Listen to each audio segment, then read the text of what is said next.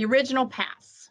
Now, I talk about the original pass in lots of classes, and when I tell you the very first thing you do as declarer or as defender is to review the auction and make sure you pay attention to the original passes.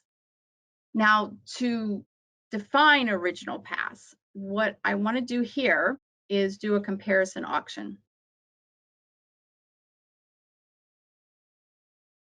Here we have pass by north, pass by east, pass by south, and west opens one, no trump. And then it goes pass, pass, pass.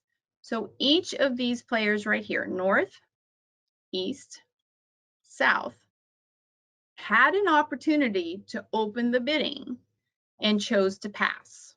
So we would call each of these passes here under north, east, and south an original pass, right? And there's going to be lots of clues in that.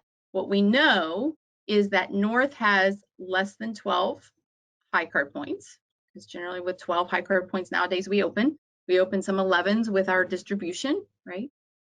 East has less than 12 high card points. South has less than 12 high card points. We know a lot of information just by this simple auction.